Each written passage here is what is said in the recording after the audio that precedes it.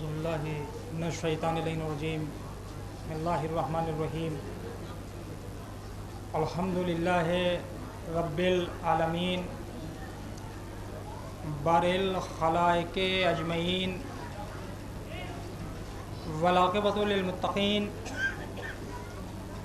علی امی القرشی المکی المدنی الہاشمی الابی القوف محمد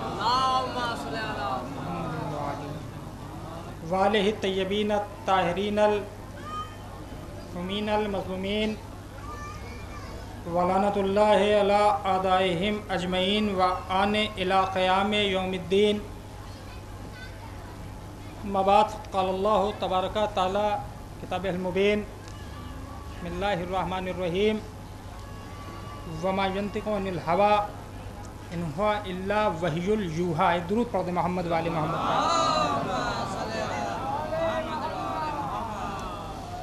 خالق کائنات، مالک آب و ہوا، بے جان پتلے میں روح ڈال کر آدم بنانے والا، پھر آدم کو وجہ بنیاد آدمیت قرار دینے والا، رواں دواں کائنات کو رواں دواں رکھنے والا، بشر کو شعور دینے والا، تکلم دینے والا، نگاہوں میں نور دینے والا، پیروں کو حرکت دینے والا، ہمارے درمیان زندگی جینے کے لیے ایک آئین دیتا ہے.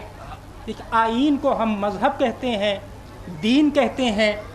دین کا نام ہمارے علماء نے اسلام بتایا ہے جس کے ہم ماننے والے ہیں. لیکن ایک مشکل معاملہ یہاں پر یہ آ جاتا ہے کہ آج اسلام کے اتنے ورژن موجود ہیں کہ اگر کوئی بیچارہ غریب چاہے قبول کرنا دین حق کو تو کون والا لے؟ بھائی آپ جائیں پنڈال کے باہر نکلیے، دائیں طرف بائیں طرف دکانیں لگی ہوئی ہیں کہ صاحب آپ کیا بیچ رہے ہیں؟ کہ عقیق. کہ بغل والا کیا بیچ رہا ہے؟ عقیق. کہ ان کے بغل میں عقیق. اب جتنے عقیق بیچ رہے ہیں ہے کہ نہیں ہے؟ ایگزیبیشن ہوتی ہے لگی ہوئی، انٹری ٹکٹ لیے اندر پہنچے، کیا بیچ رہے ہیں؟ کپڑا. بغل میں کیا ہے؟ کپڑا. تو معاملہ یہ ہے کہ ہم رقم بھی خرچ کریں اور مال اچھا نہ ملے تو بڑی مشکل ہو جائے گی کہ نہیں ہو جائے گی؟ اسلام کی آج اتنی دکانیں لگی ہوئی ہیں کہ ایک عام آدمی کے لیے بڑا مشکل معاملہ یہ ہے کہ کون والا دین لے اور کون والا دین چھوڑ دے. لہذا جو دانشور تھے، جو عقل مند تھے، انہوں نے دین کو چننے میں بڑی ہوشیاری کری اور ادھر ادھر بھٹکنے کے بجائے اولاد پیمبر کے دامن کو پکڑا. لہذا جو پیور دین ہے بغیر ملاوٹ والا وہ مل جائے. دیکھیں بنیادی وجہ ہے بنام دین. اگر ہم کچھ لیتے ہیں، درود پڑھ دیں محمد والے محمد پر.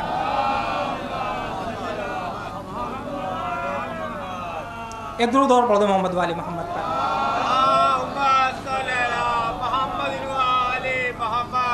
اب ہمارے لیے بڑا مشکل معاملہ ہے. تو بہرحال بزرگوں اور علماء کی بات پہ عمل کرتے ہوئے ہم نے بنام دین اگر کچھ بھی لیا تو آل نبی کے لیا. دیکھیں صحابہ کرام رضوان اللہ تعالی اجمعین کی عظمتوں پہ لاکھوں درود، لیکن دین ہم نہیں لیتے بھائی. ان کی عظمتوں کا انکار نہیں کرتا ہوں ہمارے سراخوں کے اوپر، لیکن دین لینے کو ہم تیار نہیں ہیں. اس کی بنیادی وجہ ہے ابن حجر اسقلانی، قبلہ موجود ہے، قبلہ موجود ہے، آپ پوچھیں. انہوں نے ایک فارمولہ دیا بڑا زبردست کہ جس نے بھی اللہ کے نبی کی حیات طیبہ میں آپ کے چہرہ پر نور کو دیکھا وہ صحابی. یہ وہ فارمولہ تھا جو صحابیت کی بھرتی کھول رہا تھا. اب جب ایک مرتبہ بھرتی کھل گئی تو جتنے کچے پکے تھے اندر آ گئے. میں غلط کہہ رہا ہوں؟ یہ کتابیں کہہ رہی ہیں، قبلہ موجود ہے، پوچھیں آپ. اب جتنے تھے ایک مرتبہ میں آ گئے. ان کی کوئی گنتی نہیں ہے، کوئی شمار نہیں ہے. لیکن میں پھر ان کے معیار، ان کی عظمت کا انکار نہیں کر رہا ہوں، ان کے اوپر لاکھوں درود، لیکن ہم دین نہیں لیں گے. بنیادی وجہ ہے، وجہ یہ ہے کہ اب آپ دیکھیں کہ نبی کے پہلو میں بیٹھنا بات کی دلیل نہیں ہے کہ آپ مزاج نبوت کو بھی جانتے اور سمجھتے ہو. نبی نے جو کہا وہ نبی نے کہا ہے. کیا ضروری ہے کہ آپ سمجھ گئے ہوں؟ مثال کے طور پہ میں بات واضح کر دوں. چھوٹے بچے بیٹھے ہوئے میرے نوجوان بھائی ہیں. ابھی جب ہم آئے تو منتظم صاحب نے چائے پیش کری ہمیں اور قبلہ کو.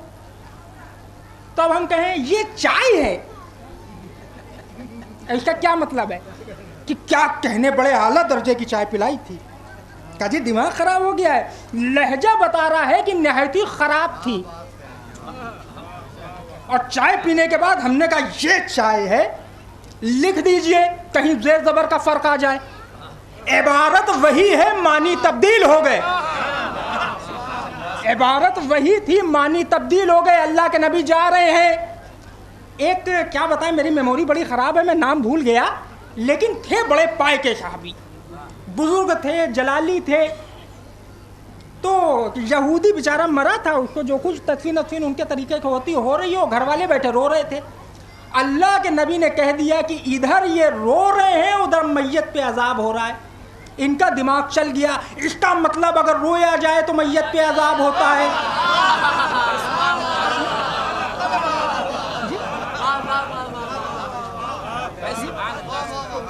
نبی کے کہنے کا مطلب یہ تھا کہ یہ بے دین مرا ہے. اب پوری دنیا مل کے روئے تو کچھ فائدہ نہیں پہنچانے والا ہے. ٹھیک ہے، تو مزاج نبوت کا جاننا بہت ضروری ہے. ایک شخص آیا اور حضور کی شان میں نازیبا کلمات ادا کرنے لگا. اب جہاں پہ صحابہ کرام کو مجمع گھیرے بیٹھا ہو، ایک عام آدمی کی اتنی ہمت کہ نبی کی شان میں کچھ کہتے، صحابہ کرام نے فوراً آستینیاں چڑھا لی کہ ابھی مار دیں گے، کاٹ دیں گے، یہ کر دیں گے. فوراً تو کہ یہ رحمت للعالمین کا دربار تھا. ہم لوگ ہوتے تو اشارہ دیتے مارو، ہم ہوتا ہے ارے رہنے دو. یہی تو ہوتا ہے. دیکھیں میں نے منع کیا تھا، لیکن چاہنے والے کیا بتائیں، بیچارے برداشت نہیں کر پائے. اللہ کے نبی نے فوراً روکا کہ یہ ان کی زبان کاٹ دی جائے. ایک بڑے جلالی پیر کھڑے ہو گئے، میں کاٹے دے رہا ہوں. ان کا رکیے، بیٹھ جائیے. یا علی تم کاٹو. تو میں نے بھی ہاتھ جوڑے، اللہ کے نبی یہ کاٹنے پیٹنے کا ڈپارٹمنٹ ان کا ہے. حضرت علی کے کیا لینا دینا ہے؟ ان کو شک کے اندھیرے میں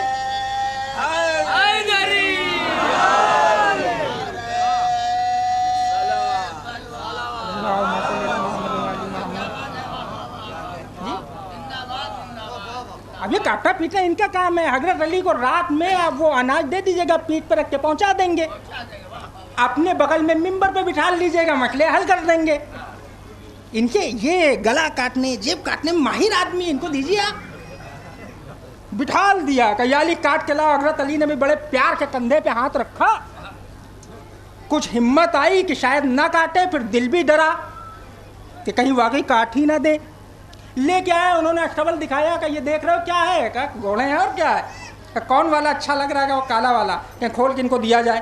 کہ میرا ہو گیا. کہ جی آپ کا ہو گیا. کہ مذاق تو نہیں کر رہے ہیں آپ؟ کہ نہیں ہو گیا.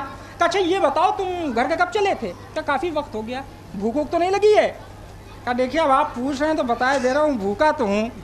کہ ان کو کھانا کھلایا جائے. پیٹ بھر دیا. کہ اچھا یہ بتاؤ مجھے یہ لگتا ہے کہ تمہاری مالی حالت بہت خراب ہے، فائنینشلی بہت کمزور لگتے ہو.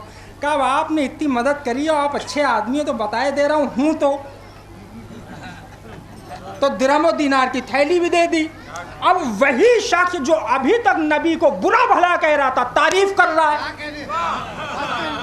دیکھیں نبی نے کہا تھا زبان کاٹ دو، اب یہ کھڑے ہوتے تو کاٹ دیتے. لیکن مزاج نبوت کا جاننے والا یہ بتائے گا کہ نبی کا مفہوم کیا ہے، معنی کیا ہے. جی اب وہ کاٹتے تو اس کی تو کٹ جاتی، باقی پورا قبیلہ اور بولتا. یہاں جو علی نے کاٹی ہے، اب قیامت تک جتنی اولاد آئیں گی تعریفی کریں گی. درود پڑھو محمد و آل محمد.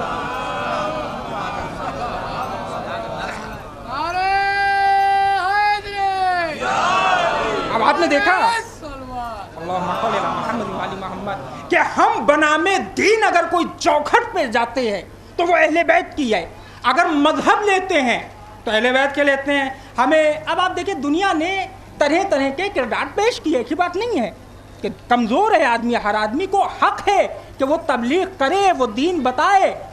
ایسا تھوڑی ہے کہ لوگوں کے اختیار چھین لیے گئے, مذہب نے پوری آزادی دی ہے, جائیے بتائیے, پھیلائیے دین. ایک حضرت تھے وہ بھی پہنچے تبلیغ کرنے کے لیے, کچھ عمر زیادہ ہو گئی تھی تو بیچارے قریب میں یہ گاؤں تھا وہیں چلے گئے. تو انہوں نے دیکھا اور دیکھنے کے بعد پوچھا کہ چلیے, کب گاؤں والے اتفاقاً پوری بستی جو تھی وہ کلمہ گو تھی, تب مسلمان بلایا جائے, حضرت تشریف لائے ہیں. اب جب حضرت آ گئے تو بیٹھے کب لوگ, ان کا یہ بتائیے کتنے لوگ وضو بنانا جانتے ہیں؟ کہا حضور بناتے تو ہیں لیکن اب ٹھیک بناتے ہیں کہ نہیں اب یہ تو نہیں معلوم ہے. اب وضو کو یہ رہے کہ دال تو ہے نہیں کہ کوکر میں ڈالی, پانی ڈالا اور جو دھنیا مرچا ورچا پڑتا ہے وہ ڈال کے چڑھا دیا, بن گیا وضو. وضو باقاعدہ ایک طریقہ ہوتا ہے, سسٹم ہوتا ہے بنانے کا. تو حافظ جی کو ایک زبردست ٹارگٹ ملا, دین پھیلانے کا, تبلیغ کرنے کا, بس یہیں سے شروعات کر دی جائے. یہی پہلی سیڑھی ہے. جب وضو ہی نہیں آتا ہے آپ کو تو پھر نماز کیا آتی ہوگی, پھر آپ روزہ کیا رکھتے ہوں گے؟ کامن سینس کی بات ہے, سوچنے والی بات ہے. الف بے آتا نہیں, قرآن شریف کو آپ نے پڑھ لیا, ممکن نہیں ہے. تو انہوں نے کہا بھائی دیکھیے اب آج کی طرح پہلے کا زمانہ نہیں تھا کہ بڑے بڑے وضو خانے بنے ہوئے, لائن کی ٹوٹیاں لگی ہوئی ہیں, آدمی نے ٹیپ کھولا کھڑا ہو گیا کرنے لگا. تو انہوں نے بھی کہا کہ ایک ایک آدمی کو کرانے میں تو بڑا مہینوں لگ جائے گا. انہوں نے مکھیا جی کو بلایا, آج کی زبان میں پردھان کہے جاتے ہیں, میرا خیال ہے ہر گاؤں میں ہوتا ہے کہ انہوں نے پردھان کو بلایا کہ حضرت بیان فرمائے کہ پردھان جی یہ بتائیں کہ آپ کے گاؤں میں تالاب ہے؟ انہوں نے کہا میاں گاؤں میں تالاب نہیں ہوگا تو پھر کہاں ہوگا؟ کہ بڑا تالاب, کا جی بہت بڑا تالاب ہے. کہ چلیے پورے گاؤں کو لے کے, ایک کونے پہ حافظ جی, چاروں کونوں پہ گاؤں والے کھڑے ہو گئے. انہوں نے تقریر کر کے اعلان کیا کہ دیکھیے میں وضو بنا رہا ہوں, مجھے دیکھتے جائیے, آپ بھی بناتے جائیے. ان کا حضرت بسم اللہ کیجئے. اب حضرت اب دیکھیے کھڑے ہو کر تو تالاب پہ بنایا نہیں جائے گا, بیٹھ کے ہی بنایا جائے گا, اور پلتھی مار کے بیٹھا نہیں جائے گا, اکڑو ہی تو بیٹھ کے بنائیں گے. اب حضرت اکڑو بیٹھے, پورا گاؤں اکڑو بیٹھ کے. اکڑو بیٹھنا بھی ایک صفت ہے. اب تو نہیں ہوتا ہے, جب ہم لوگ چھوٹے چھوٹے تھے, تھرڈ فلور میں تھے, تو ماہ رمضان المبارک میں مسجدوں میں زیادہ بھیڑ ہوتی ہے. تو جس وقت وہ مؤذن لا الہ الا اللہ کہتا تھا دعائے بعد اذان, تو جتنے نمازی ہوتے تھے سب اکڑو بیٹھ جاتے تھے پڑھنے کے لیے. تو میں آج تک یہ نہیں سمجھ پایا کہ آخر کیا وجہ ہے کہ یہ دعائے بعد اذان اکڑو بیٹھ کے پڑھی جاتی ہے. کیا کوئی شرعی مسئلہ ہے؟ ایک درود پڑھ محمد والے محمد کا. جی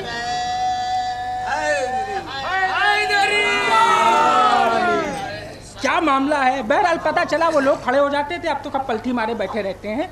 تو حضرت بیٹھے, پورا گاؤں بیٹھ گیا. اب حضرت نے پانی لیا اور ہاتھ دھونا شروع کیا.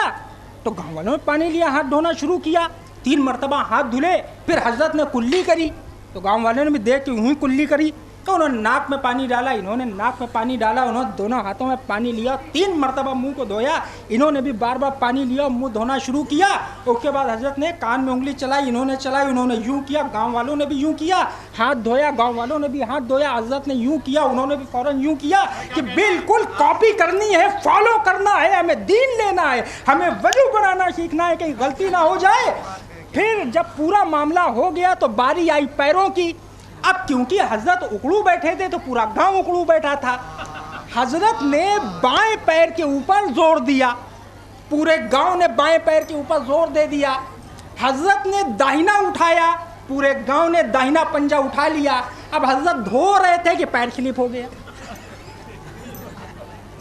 اب پورا گاؤں یہ سمجھا کہ وضو بنانے میں شاید پانی میں کودا جاتا ہے. اب پورا گاؤں نے ڈبکی مار دی. اتفاق یہ کہ حضرت کو تیرنا نہیں آتا تھا. اب وہ چلائے بچاؤ بچاؤ, پورے گاؤں نے چلایا بچاؤ بچاؤ, جب تک پتہ چلے کہ ایکسیڈنٹ ہو گیا ہے یا تو وضو بنایا جا رہا ہے. یہی بنیادی وجہ ہے کہ ہم دین کی کوئی بھی چیز لیتے ہیں تو اہل بیت سے لیتے ہیں. جہاں بگڑنے, پھسلنے, لڑکھڑانے, ڈگمگانے کا خطرہ نہ ہو. چلیے ہم لینے کو تیار ہیں. صحابہ کرام کی عظمتوں پہ لاکھوں درود. کوئی ایک صحابی لے کر آئیے جس کے دامن کے اوپر ایک بھی غلطی کا دھبا نہ ہو. ہم لینے کو تیار ہیں دین. وہ وقت یاد کیا جائے کہ جب مدینے کی گلیوں میں شراب بہہ رہی تھی. دیکھیں صحابہ کرام کی ہم دو وجہ کا احترام کرتے ہیں. ہمارے یہاں آج مجمع میں ماشاءاللہ نہ جانے کتنے لوگ بیٹھے ہوں گے جو پان کھاتے ہیں اور مسالہ وغیرہ جو چلتا ہے وہ کھاتے ہیں. تو یہ طلب کھانا کھانے کے بعد یا میٹھا کھانے کے بعد بہت زور سے لگتی ہے. کیا فوراً پان ملنا چاہیے. چچا نے ادھر ادھر جیب میں ہاتھ ڈالی اور بٹوا نکالا اور سروتا چلایا اور ڈلی چھالیاں کاٹی اور تمباکو کتھا ملا کے منہ میں پھانکا کہ یہ کیا ہے کہ یہ تو بہت ضروری چیز ہے. یہ نہیں ہے تو کچھ نہیں ہے. اور نہیں ملا تو دکانوں میں رات برات کارے صاحب. میرے دادا ایک بار مدراس میں کھو گئے تھے. اب اتفاق والی بات تھی کہ ہوٹل سے نکلے. یہ میں بتا رہا ہوں کہ جب میں سیکنڈ میں پڑھتا تھا تو ٹور فیملی جاتا ہے گھومنے کے لیے, اس میں گئے تو وہ بیچارے وہ پان کی طلب میں کافی آگے نکل گئے, پتہ نہیں کہاں اور وہاں پر. اب اس کے بعد انہوں نے ایک کو بلایا آٹو والے کو. جب دیکھا کہ ہم کافی دور آ گئے ہیں, فلاں ہوٹل جانا ہے, تو منہ گھمائے اور چلا جا. اب ادھر کی لینگویج تیلگو یا کنڑ جو بھی چلتی ہو, میرا خیال ہے وہ جب یہ ہندی میں بول رہے ہیں تو سمجھ میں نہیں آ رہا ہے, وہ منہ گھما کے چلا جاتا تھا. تو کافی دیر پریشان ہونے کے بعد کوئی دکان والا بیچارہ دیکھ رہا تھا, وہ یو پی کا تھا, تو اس نے بلایا کہ اچھا بات کیا ہے. کہ بھیا یار بڑے بدتمیز لوگ ہیں, بات تک نہیں کر رہے ہیں. کہ وہ بات نہیں کریں گے, ان کے سمجھ میں نہیں آ رہا ہے آپ کیا کہہ رہے ہیں. تو پھر اس نے بتایا کہ ان کو فلاں ہوٹل چھوڑ دو, تب ان کو چھوڑا گیا. تو بڑا مشکل معاملہ ہے. تو صحابہ کرام کی عظمتوں پہ ہمارا لاکھوں درود اور لاکھوں سلام ہو, لیکن بڑی اہم مجبوری یہ ہے کہ آپ کہیں کہ آپ شراب پینا حرام ہے, چلیے نمونہ پیش کریے, نمونہ پیش کریے. کہ فلاں صاحب نہیں پیتے تھے, کہ کلمہ پڑھنے کے بعد پہلے ڈوبے رہتے تھے. تب دھبا آ گیا کہ نہیں آ گیا, وہ بیچارے شرما گئے بیچارے, ہے کہ نہیں ہے. کہ حضور بالکل جوا مت کھیلیے گا, شریعت محمدی حرام قرار دیتی ہے, کردار پیش کیجئے. کہ وہ ہیں فلانے مدینے میں رہنے والے بڑے پرانے باشندے تھے, کہ ان کے یہاں تو پورا معاملہ ہی تھا. کہ وہ تو کلمہ پڑھنے کے پہلے تھا, جب صحابی بن گئے تھے تو اس کے بعد پھر تھوڑی کھیلتے تھے. تو یہ کردار نہیں چاہیے ہیں, بلکہ کردار وہ ہونا چاہیے کہ جو شروع سے آخر تک. کہ صاحب کی بتوں کو پرستش مت کیجئے, زندگی بھر آپ لاتوں منات کے آگے جھکے رہے. آج کی زبان میں کہیں طرح طرح کے بھوگ لگائے. اب آپ کہہ رہے ہیں کہ مت کیجئے, تو ہم کیوں آنے آپ کی بات. ہاں اگر یہی بات کوئی بت شکن کہہ دے تو دنیا لپک کے قبول کرے گی کہ نہیں کرے گی. تو تعریف یہی ہے کہ بنام دین بنام مذہب اگر کچھ بھی لیا جائے تو وہ ان حضرات سے لیا جائے کہ جن کے لیے پیغمبر نے ذمہ داری لی ہے. تو میں ینطق عن الہوی ان هو الا وحی یوحی, یہ میرا حبیب تب تک کلام نہیں کرتا ہے جب تک کہ میری وحی نہ نازل ہو جائے. وہ نبی کہہ رہا ہے کہ اگر میری کوئی اولاد کچھ کہے تو یہ مت سمجھنا کہ وہ کہہ رہا ہے, بلکہ میں کہہ رہا ہوں. جی کہ یہ صحابی کے لیے نبی نے کہا کہ فلاں نے کہا تو گویا میں نے کہا, نہیں ملے گا. یہ صرف آل نبی کے لیے ہے.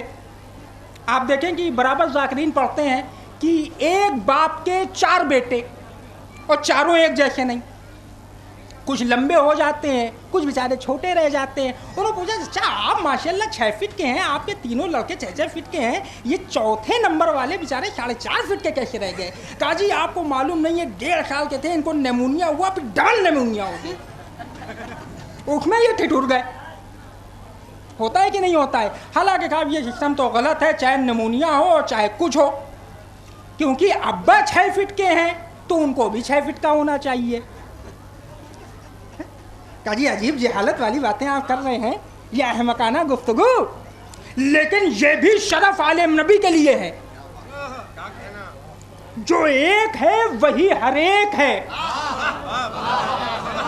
قول ایک, فعل ایک, مزاج ایک, انداز ایک, شجاعت ایک, علم ایک، انداز گفتگو ایک، بیٹھنے کا طریقہ، اٹھنے کا طریقہ، دیکھنے کا طریقہ. ایک مثال دے دوں آپ کو تاریخی. امام رضا علیہ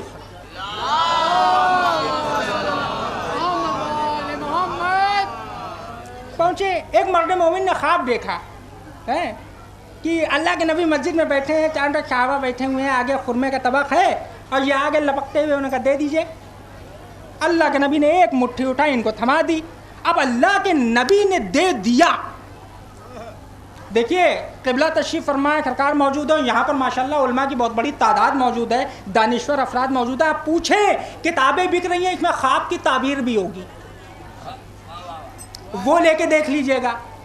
خواب میں جب آدمی خواب آپ دیکھتا ہے بڑا عجیب و غریب، تو پریشان ہو کے سیدھے مسجد کا رخ کرتا ہے کہ مولوی صاحب مل جائے. انہوں نے مکافہ کیا نماز کے بعد، ان کو مولوی صاحب ایک بات کرنی تھی. وہ کہا تو پھر یہیں رک جائیے، مومنین کو جانے دیجیے. وہ کہا اگر وہ خواب دیکھا تھا بڑا عجیب و غریب، تو بڑا پریشان ہوں، تعبیر بتائیے کہ کون سا خواب دیکھا تھا. آپ نے کہا سرکار پوچھیے نہیں، ہم نے دیکھا کہ کہا وہ ناؤ پہ بیٹھے جا رہے ہیں، سمندر کے بیچ میں ایک بہت بڑی مچھلی نے منہ کھولا اور چاہتی تھی کہ آپ کھائے، میں ناؤ کے تب کھائے، لیکن تبھی آنکھ کھل گئی. تو حضرت نے تھوڑی دیر داڑھی کے اوپر ہاتھ پھیرا، اس کے بعد گردن کو ہلایا اور کہا یہ بتائیے چاند کی کیا تاریخ ہے آج؟ وہ کہ حضور چاند کی تو آج 28 تاریخ ہے. کہ زوال میں ہے چاند، خواب جھوٹا ہے، جائیے پریشان مت ہوئیے. پھر ایک مرد مومن نکلا، ان کا حضور آج تو خواب دیکھا، اور کیا بتاؤں کہ 3-4 دن پہلے دیکھا تھا کہ ہم ایک کھجور کے باغ میں بیٹھے ہوئے ہیں اور بڑی نورانی شخصیتیں اتر رہی ہیں.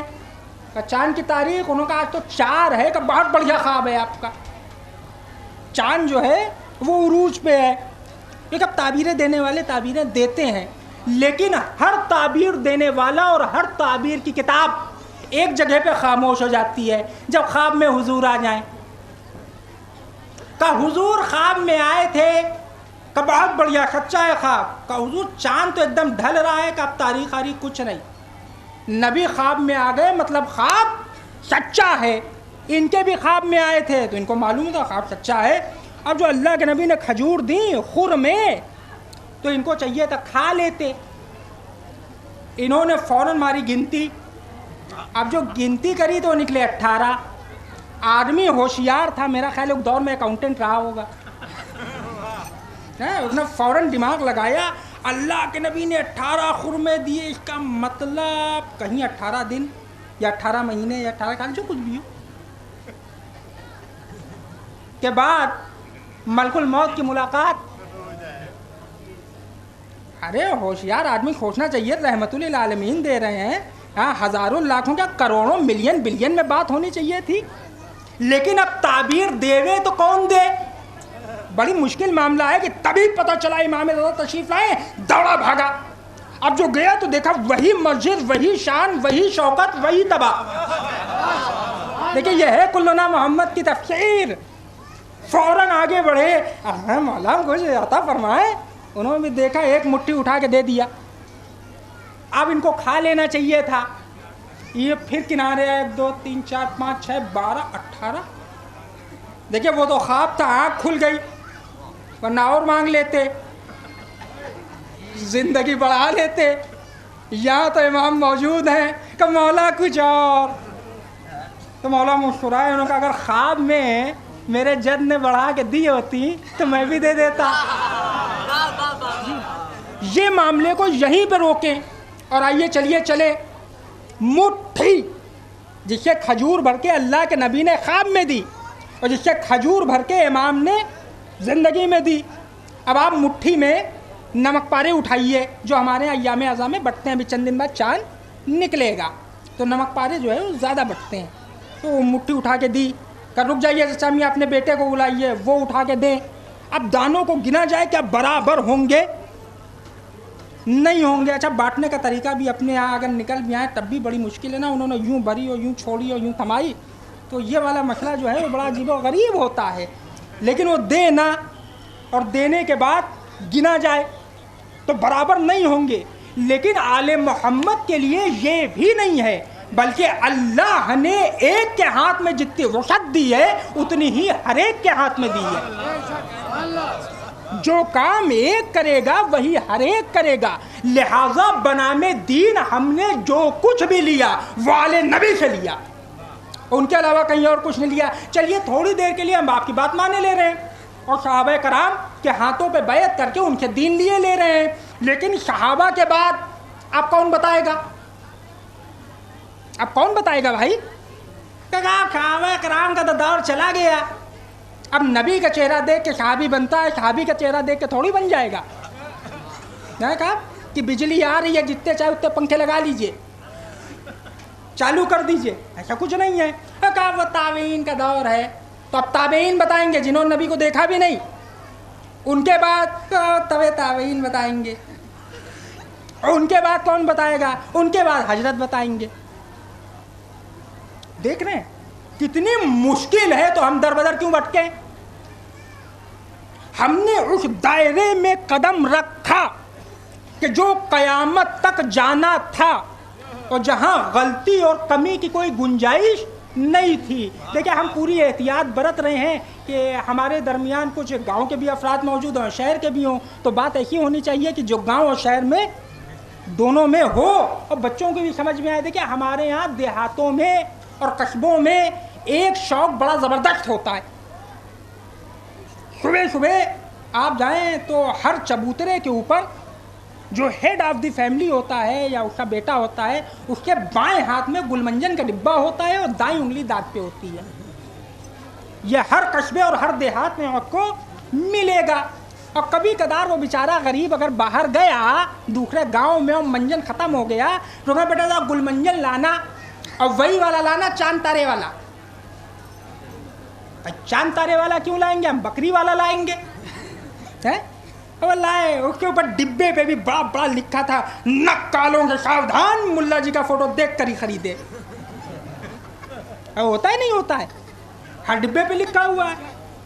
تو اس میں دیکھا کہا ملا جی ٹوپی لگائے ہوئے، آنکھیں گڈھے کے اندر دھسی ہوئی، کندھے پچکے ہوئے، داڑھی بڑی سی، کہاں یہی اصلی منجن ہے؟ اما 5 روپے کا منجن لو تو ملا جی کا فوٹو دیکھ کے قیامت تک کے لیے دین لو تو کم از کم اہل بیت کا چہرہ تو دیکھ لو کہ نبی والا کردار ہے کہ نہیں ہے، نبی والی حرکتیں ہیں کہ نہیں ہیں، نبی والا علم ہے کہ نہیں ہے، وہی رحم ہے کہ نہیں ہے۔ ایسا نہیں ہے چلیے تمام چیزیں تھی مگر نبی رحمت للعالمین تھے، اور جن کی بات انہوں نے کری اس میں کوئی رحمت کا نمونہ نہ تھا۔ ہونا چاہیے نا اسی طرح رحمت للعالمین۔ قسم خدا کی دکھاؤں گا نبی کی حیات طیبہ میں رحمت کے وہ نمونے نہیں ملیں گے جو آپ کی آل کی حیات میں ملیں گے۔ ممبر کے کہہ رہا ہوں، ثابت کروں گا بات، کہہ کے نہیں جا رہا ہوں۔ نبی نے اپنی حیات طیبہ میں ان لوگوں کو معاف کیا جنہوں نے نبی کو اذیتیں پہنچائیں۔ نبی کی زندگی میں اہل بیت کے دروازے پہ آگ نہیں لگائی گئی تھی، نبی کی موجودگی میں علی کے گلے میں رسن نہیں پڑی تھی، نبی کی موجودگی میں حسن کو زہر نہیں دیا گیا تھا، نبی کی موجودگی میں بی بی کے لیے بیت الحسن نہیں بنا تھا، نبی کی موجودگی میں جنت البقیع کا انہدام نہیں ہوا تھا، نبی کی موجودگی میں کربلا وجود میں نہیں آئی تھی۔ غلط کہہ رہا ہوں میں؟ یہ تمام چیزیں نبی کے بعد ہوئی ہیں۔ نبی کی حیات طیبہ میں کیا ہوا؟ یہ جھوٹا ہے، اللہ کے نبی آپ کو جھوٹا کر رہے ہیں نا تو معاف کر دو۔ یہ امین نہیں ہے، اللہ کا نبی نہیں ہے، اللہ کا نبی آپ کو کہہ رہا ہے معاف کرو، رہنے دو، تمہاری طرح وہ بھی انسان ہے، جینے کا حق ہے۔ منہ گھما لیا، اللہ کے نبی میں تو چاہنے والا ہوں، منہ کیوں گھمایا؟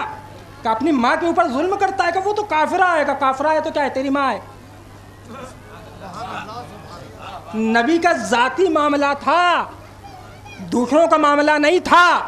رحمت رحمت رحمت کا پیکر تھے نبی، یہ ثابت کیا ہے آپ کی اولاد نے۔ کیسے پروف کیا؟ آپ کے جانشین نے حضرت علی کے سر کے اوپر رمضان میں تلوار ماری گئی، جس کے چوٹ لگتی ہے جس کی اولادیں ہوں پکڑ کے وہیں پہ قتل کر دیتی ہیں۔ جناب امیر کیا کہہ رہے ہیں؟ بیٹا اگر میں نہ بچوں تو ایک کے بدلے ایک ضرب، یہ ہے عدالت علی. رحمت رحمت رحمت کا نمونہ دکھائیے. ادھر آپ کے لیے شربت و شیر آیا, جا کے ابن ملجم کو پلا دے, زبان لٹک رہی ہے. یہ ہے رحمت للعالمین کی نیابت.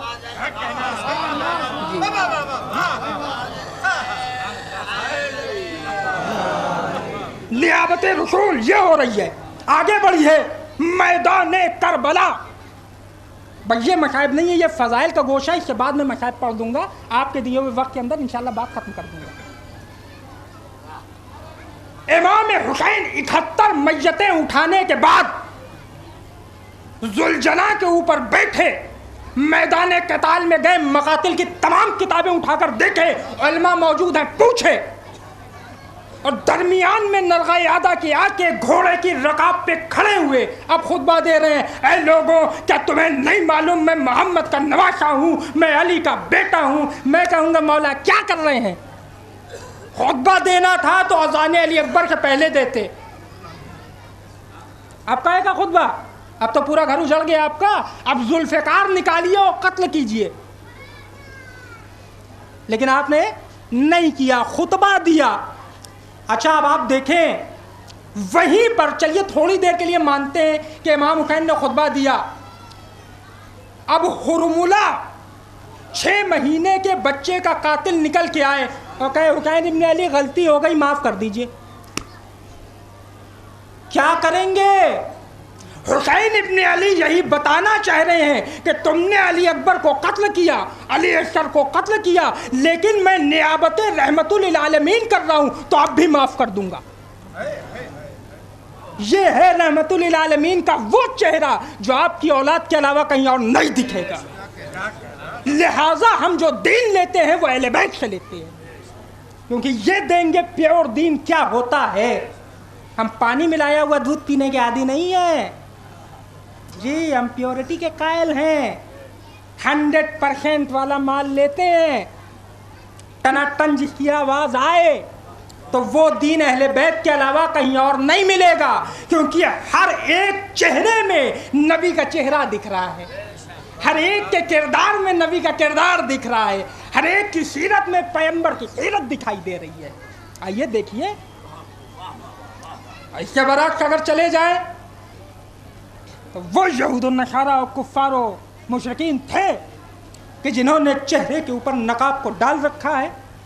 لا الہ الا اللہ محمد رسول اللہ. تو کلمہ پڑھ لینا اس بات کی دلیل تھوڑی ہے کہ آپ پکے مومن ہو اور آپ دین کے خیر خواہ ہو.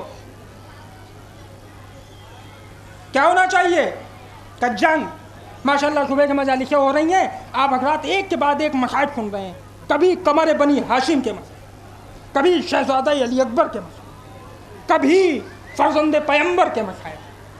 میرا جی چاہ رہا ہے کہ میں 2 ان شہزادوں کا ذکر کروں کہ وقت کی کمی کی بنیاد کے اوپر اور کچھ تاریخ وار مصائب کی بنیاد کی وجہ سے ان کے ذکر نہیں ہو پاتے ہیں. ایک کا نام ہے محمد اور ایک کا نام ہے ابراہیم. یہ کون تھے؟ کہ یہ جناب مسلم کے بچے تھے. دیکھیں کربلا میں رکتی نہیں ہے. کربلا کا ایک باب اور ہے جو کوفے میں کھل رہا ہے. دونوں بچے قید خانے میں. علماء بیان کرتے ہیں قید خانے کی کیفیت یہ تھی کہ ایک الفابیٹ ہوتا ہے جس کو زیڈ کہا جاتا ہے. علماء بیان کرتے ہیں کہ زیڈ یہاں سے شروع ہوتا ہے, یوں آیا, یوں گیا, پھر یوں آیا. تو یہ آخری کونے کے اوپر یہ دونوں بچے تھے. اندھیرا اتنا کہ بھائی بھائی کو دیکھ نہیں پاتا ہے, خالی بات ہوتی ہے. محمد و ابراہیم میں گفتگو ہوئی کہ بھیا کافی دن ہو گئے ہم قید خانے میں بند ہیں, چلو دروغ زندان سے بات کرتے ہیں, شاید کچھ بات بن جائے. لگتا تو نہیں ہے لیکن تم کہتے ہو تو کوشش کر لیتے.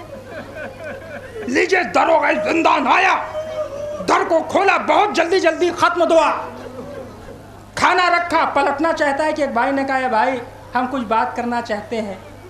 آدمی شریف تھا, رک گیا, کہ جو کچھ کہنا چاہتے ہو جلدی کہو. لیکن کیسے کہنے پورا شوق زمانے میں کہ ہم خاندان رسالت ہیں. तमहीद देखें इन छोटे छोटे बच्चों की। अब भाई तूने हमेशा हमें गर्म पानी दिया, क्या हमने कभी ठंडा पानी मांगा? कभी नहीं। तूने हमेशा हमें सूखी हुई रोटियां दी, क्या हमने कभी ये कहा कि हमें नर्म रोटी दे? हम हमेशा पथरीली जमीन पर लेटे, क्या हमने कभी कहा कि हमें गद्दा या चादर दे? दिल घबराने लगा कि आखिर ये बातें क्यों कर रहे हो, तुम कहना क्या चाहते हो? अच्छा ये बताओ, मोहम्मदुर रसूलुल्लाह को जानते हो कि अल्लाह के नबी, उनके ऊपर यकीन और ईमान रखता हूँ। दिल में थोड़ी हिम्मत आई कि हमारे जद का चाहने वाला है, लेकिन अभी भी यकीन नहीं था कि ये बताओ हजरत अली को जानते हो का अमीरुल मोमिनीन। अब हिम्मत बढ़ गई कि बच्चों तुम कौन हो? कि हम मुस्लिम इब्न अकील के बेटे हैं। दो जानू हो के खाक पे बैठ गया, चेहरे पे तमाचे मारे कि मुझे मालूम नहीं था तुम कौन हो। लो जिंदान का दर खुला हुआ है, जाओ आजाद। लेकिन बच्चों, रोज़े महशर जब नबी के सामने पेश होना तो ये बता देना कि मैंने जो कुछ किया था अनजाने में किया था, मुझे मालूम नहीं था। लीजिए बच्चे रिहा हुए, रात भर कूफे की गलियों में घूमते रहे, छोटे थे रास्ता न मिला, सुबह नमूदोर होने वाली थी, दरख्त के ऊपर बैठ गए, एक मोमिना आई पानी भर रही थी, दो चांद देखे, नीचे उतारा, घर ले गई। शाम को शौहर आया, समझ गया दुश्मन अहले बैत था, बीवी रोकती रही, न माना, बच्चों को फुरात के किनारे ले गया, दोनों के गर्दनों पर तलवार मारी, बच्चों को कत्ल किया, मैंने खत्म कर दिया। लेकिन बच्चों की एक वसीयत थी, क्या है मेरे कातिल, जब हमें कत्ल कर देना तो हमारे कुर्तों को हमारे खून में रंगीन कर देना, और मदीने जो जा रहा हो उसको दे देना, और कहना ये कुर्ते लेकर महल्ले बनी हाशिम में खोल देना बस, और कुछ मत करना। रावी कहता है कि वसीयत के ऊपर अमल किया गया, बच्चों के कुर्ते खून में रंगीन किए गए, मदीने जाने वाले के हाथ में दिए गए, ये हिदायत दी गई कि जब महल्ले बनी हाशिम में दाखिल होना तो इन कुर्तों को खोल देना।